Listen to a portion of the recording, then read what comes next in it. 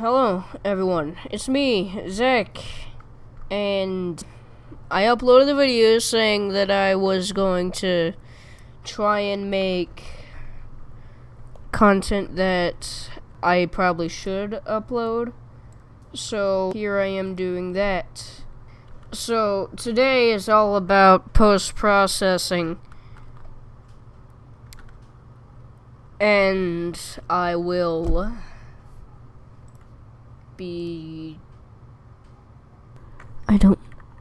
Okay.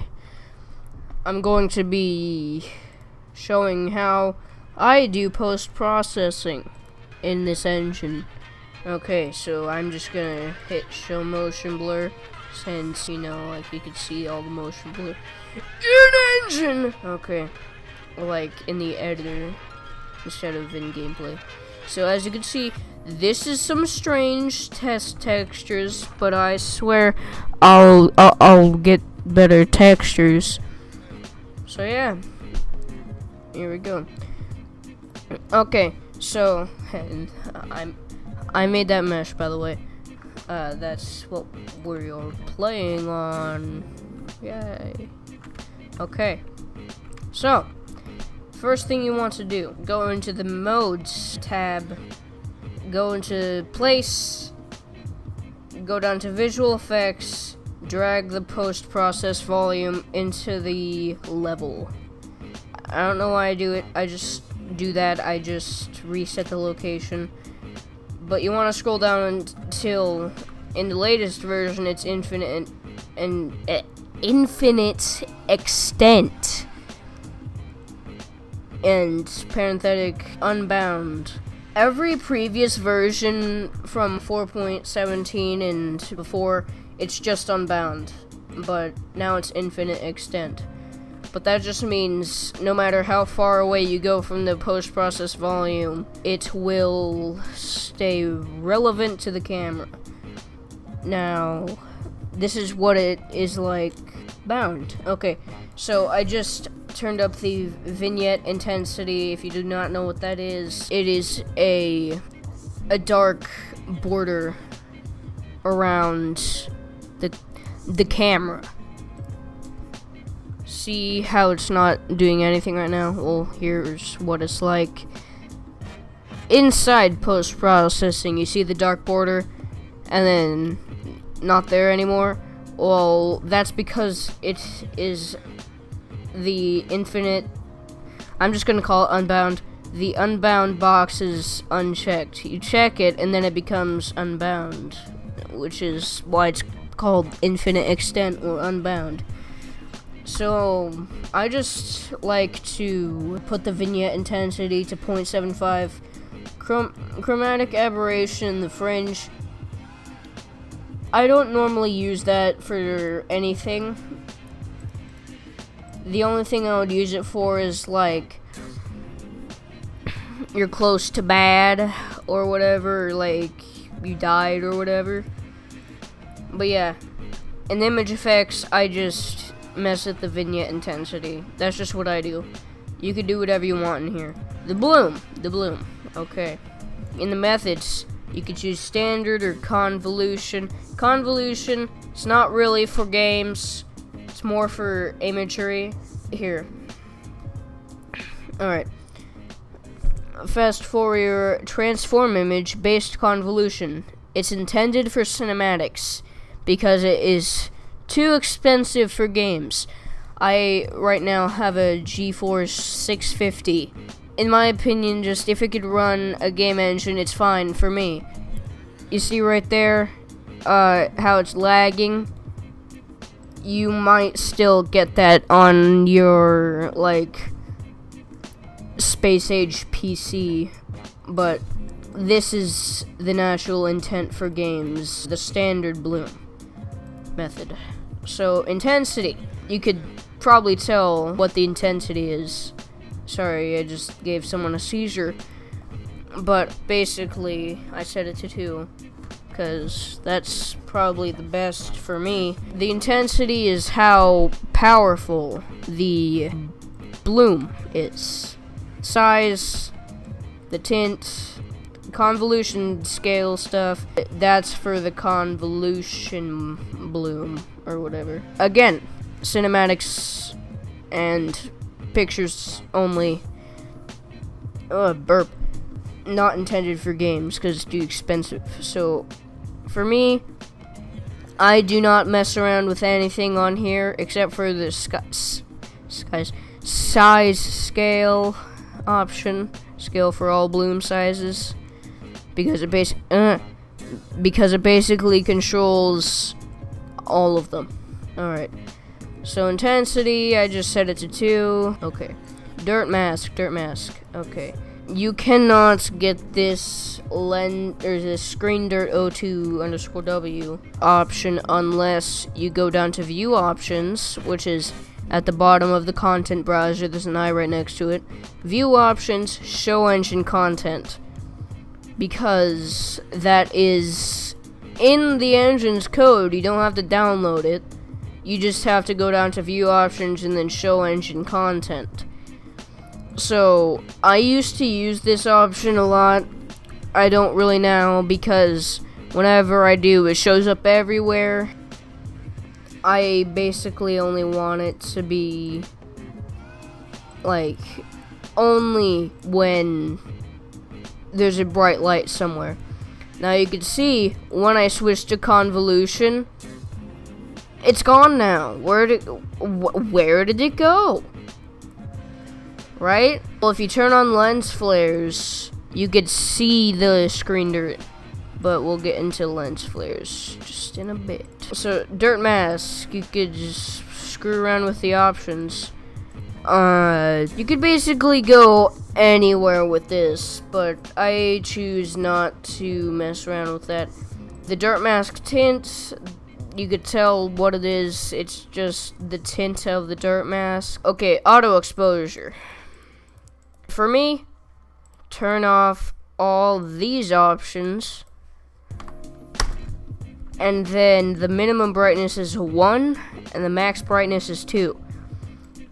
The reason I am doing that is because when the auto exposure, the minimum brightness is set to 0.3 right there, or 0.03, it gets too bright. In dark areas, it gets really bright.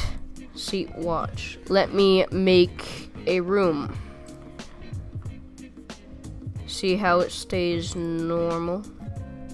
Well, that's because it's set to 1. See, when it's set to 0.03, it gets really bright, okay? So I just set the minimum brightness to 1, and then it stays mild. Alright? So, yeah, that's basically what I would do. Lens flares. Now, lens flares. These are my favorite. Well, I don't think they're actually, like, my super favorite. That's in here. But the intensity and bokeh size... No. So, it just... The bokeh size changes the size of the lens flare. The bokeh shape, that's the shape of it. View options, show engine content, you get more bokeh. So, change this. This is the default. It's hexagonal, but you could go to a pentagon or circle. It becomes more prominent in the size scale. So that, the circle, 5 sides, and default. This is just a square. So yeah, I'm just gonna keep it to this for now. I usually just scale it to an arrow between the number 6 or 7. Just anywhere in that range.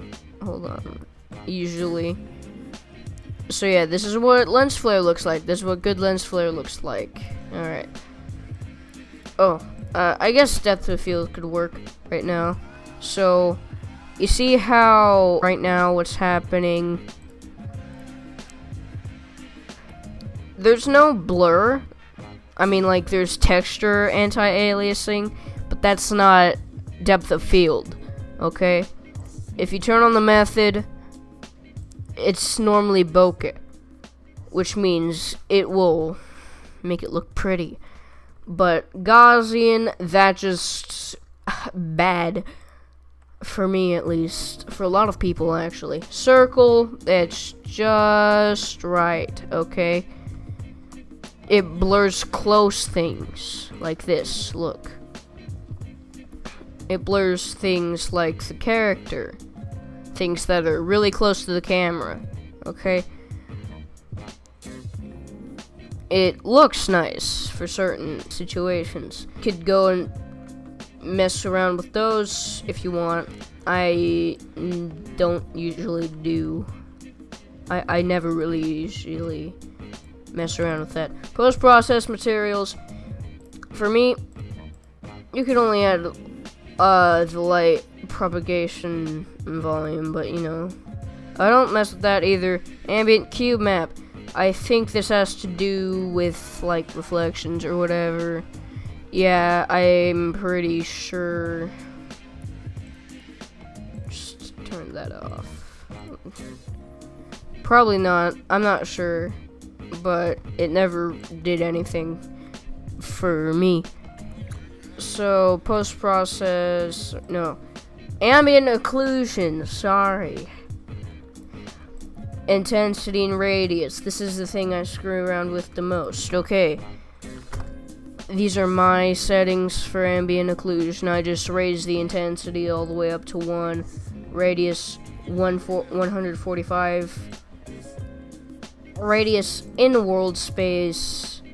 And then it normally looks good. See, like, I guess this might work or whatever. Yeah, so you can see how it gets dark when those two intersect. It's supposed to, you know, look real, I guess. You see, there's basically nothing there. Right there, there's a bit more. Alright. In a lot of games, you could just open the NVIDIA control panel and there's an option for turning on ambient occlusion. It's probably going to open up in the middle of the episode, but you know, whatever. Only if you have anything NVIDIA, like a graphics card. Alright. So that was ambient occlusion. Going on to global illumination. Don't turn that on. 1.4, that's my setting. It basically sets up how much light reflects off of an object onto another object. All the way up to 4. Wow. No. Not happening. Go away. 1.4.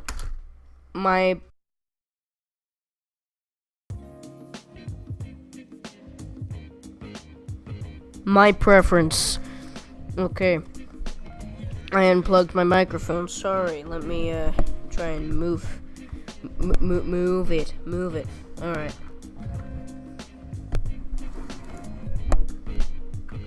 All right. So motion blur. This is my favorite, I would like to think. All right. I'm just gonna bring it up to my settings, and then it looks much better to me, at least. Much better. Okay. Everything looks more blended. Looks smoother. Just to me. Because Unreal Engine runs at, like, windowed, like, 54 to 60 frames, I think. F11.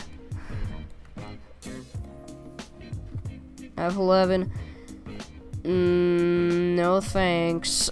I will not allow myself to run that. So this is just how I would record. This is how I would record an Unreal Engine video. Except I would crop. I don't know, I'm making hand motions to my computer. I'll just crop out everything else and show only the viewport, which is the thing that I'm running around it. Alright. So that was motion blur, light propagation, messed around with that. I don't know what it does. But in screen space reflections, I like that one a lot because it makes everything look more realistic. Alright. So the intensity is already all the way up to 100%. Let's see what it looks like at 0. Okay, looks bad. I think turn it all the way up to 100. Yeah, okay. Looks better. Looks better. Ah. Alright. So, that was basic stuff. Now, we're getting into lighting. Post-processing. Okay. So, you just click on your directional light. I already reset the intensity all the way up to 10 because that's its normal intensity, I guess. I don't know what to call it. I don't know what else to call it. And then you scroll down to light. Wait. Okay. For me, personally, I really like volumetric lighting, so just bump up the volumetric scattering intensity up to 4, okay, which is the max. Light shaft occlusion, I only turn that on because when you turn on the bloom, that happens. Okay, bad happens. Well, actually, it looks okay if you put it really low, like really low, but yeah, this is basically what it looks like. It looks okay, right? Well, that's just dumb, okay? You don't know what you're getting yourself into, alright? So what you want to do is you bring in the exponential height fog, still in the visual effects tab. Looks like this one, except it's more, and it fades away as it goes up. So, volumetric fog. For me, press it to 0 because you could show it up the most. I don't know, but yeah, this is actually what that looks like. Decent to me, at least. Make it more blue. Everything's better when it's blue. Not really. It just doesn't look brown, or it doesn't look like liquid diarrhea when you set it to blue, the in-scattering color. Right there. Directional in-scattering. Normally looks like, because normally it looks like liquid diarrhea that was dyed green when you don't make it blue, okay? So there. That was basic post-processing from me. Okay. Today I was Zach from ZC Productions. Comment on what you would like me to see next. I'll probably put a poll up in the top right corner or whatever for something that I would probably do in the future. Again, that was Zach, and goodbye.